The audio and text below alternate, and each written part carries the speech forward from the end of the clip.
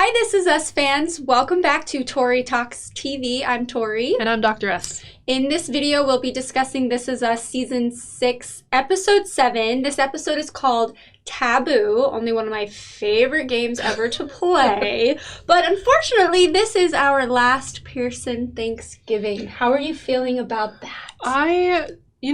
I don't like it. No. I feel like there's been so many great Thanksgivings, and they're some of my favorite episodes of the whole season all the time. So now, yeah, it's kind of sad. This is sad. When I realized that, I went, ooh, that was a little gut punch. When they showed the tray of hot dogs, it took me 1 second to register what was happening, and I was like, oh. Yes, with the pilgrim hat, with everything. It's like, okay, I'm going to really soak this episode in. Yes. So let's begin with one of our big threers, Kate, because she really had a lot this episode. She had a lot of content. So, the biggest thing that stuck out to me was Toby making a big deal about how he didn't want the kids to eat a lot of sugar. Now, I'm going to be on both sides here. Yes. Okay? Me too. Because I feel like it's the fair thing to do. Yes. Yes, genetically speaking, they probably have to be careful of that. Mm-hmm. And I think that's great to be aware of what your children are eating. But this is Thanksgiving, and let's not talk about that right now. And also, Kate made a good point, like, well, you don't know what I feed him. Like, you're not here. I totally felt her in that moment because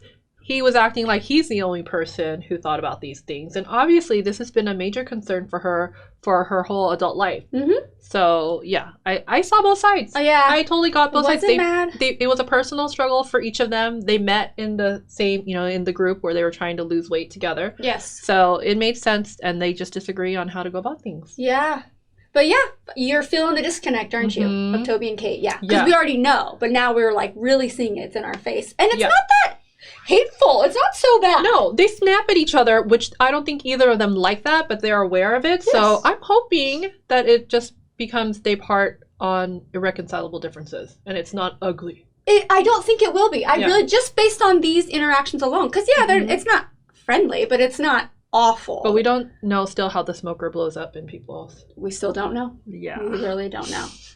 We'll come back to Kate, but I just had to get the whole Toby thing out of the way because we know what's going to happen. So now let's talk about Kevin, who didn't have too much, but I feel like every time I watch another episode of This Is Us, he is less and less appealing to me. It's not that I don't like him, but I'm just like, he's just kind of an afterthought now. I'm sorry to say that. They're kind of making him loser-ish on purpose, I think. Like that petty song that he was singing. Oh, yeah. And he's had his time, that's the intention, right? He's had his time. He's shined a lot. We have loved Kevin quite a bit. Oh, yeah. And I still do love him. Yes. But yes, I'm not just like, I think everything he does is great. I'm just not that. Mm-hmm. But not that that's realistic. But I was thinking, is that part of what Rebecca, we'll talk about her more too, but like telling them to pursue big dreams, he's kind of selling himself short in his whole like doing the Manny reboot thing and staying local, like not wanting to pursue like bigger job things,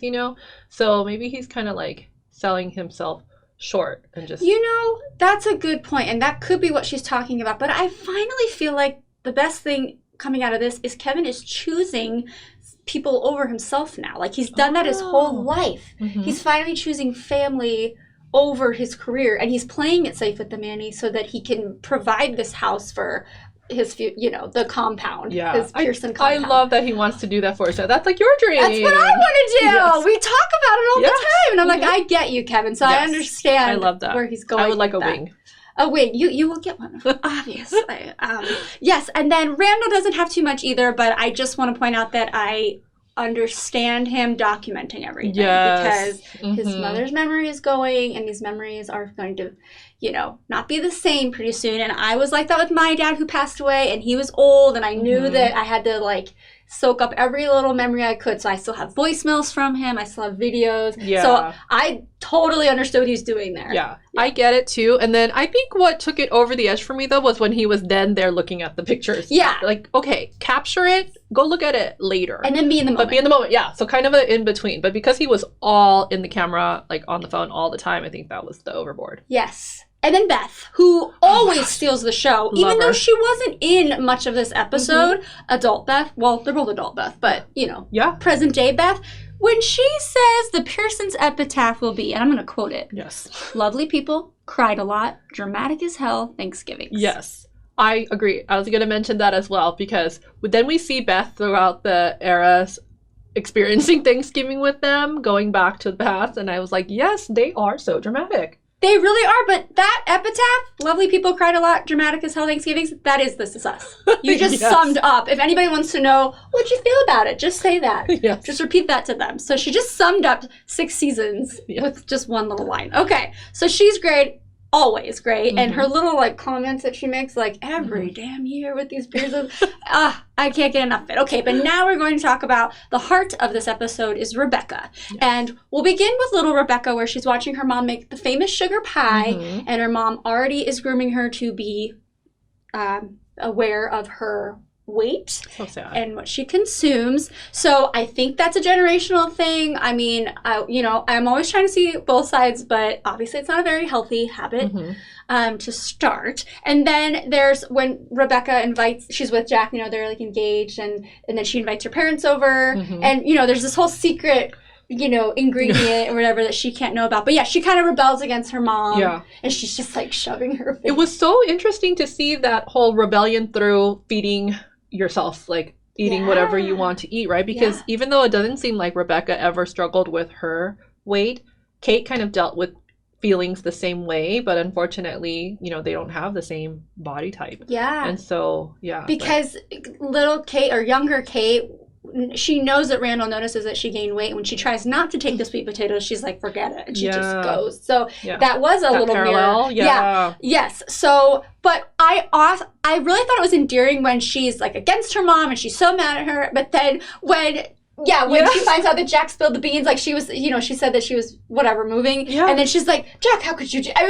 She told you that in confidence. Yeah. And then she was like, I'm going to miss you. It's so mother-daughter. Oh, So, I totally felt it in that moment because I was so feeling her when she was annoyed by everything that her mom did. But then, what? You're going to be 8 hours away? No, Mommy. I know, Mommy, don't leave me. Cool. Yeah. So that was so cute. And it was very realistic how mother-daughter, unless like there are some relationships where they're best friends and they hardly ever fight. But that explained, I think, Yes. Yeah. But anyway, so then we're back. Now we're to newly widowed Rebecca, and she's got, what's his name, Matt? Mm-hmm. Yes. I was like, why do I want to call him Mike? Matt, and then they invite Miguel and Marguerite, and then there's that whole thing. Oh, so first of all, there's Kevin over there, and he's obviously consuming too much alcohol, and he's just doing his own thing, and he just kind of seems really bitter about life. And then, we had the whole thing with Kate and Randall. And Randall is Mr. Fix-It, and he always will be, and that's his best attribute and probably his worst, or his biggest, it causes him the most anxiety. Yes. But I love him, and I always will. But okay, Rebecca and Miguel. So they realize in playing Taboo that they know so much about each other. In that moment, didn't you only see them? Yes. I only saw them, like nobody else mattered. And they won because Rebecca kept referring to personal things that only she would know about this life. And then when they celebrated, did she say, I love you? She's like, I love you. I swear she did. But in a friendly way. Oh, yeah. Oh my God, I love you. Yeah. Yeah, because of course they love each other, but you don't say that in front of your, dates. Right. And it's a little fresh. They're still like so newly dating. Though. Yeah. And everyone was staring. And Kevin totally took notice, too, and kind of threatened Miguel, or kind of gave him a hard time, like, what would my dad think? That was so mean. I know. Why? I know, but that was so Kevin. He hates himself right then. That was so Kevin. Yeah, and he does not like himself at all for what he did to Sophie. So, anyway, then we find out, because we get to see Miguel and Rebecca's relationship shift to more than friends, and then he was saying, like, I was taking digs at Matt, not because it was totally intentional. Yes. And she said the same thing. And just when I think they're about to confess their love for each other, he's like, I'm moving to Houston.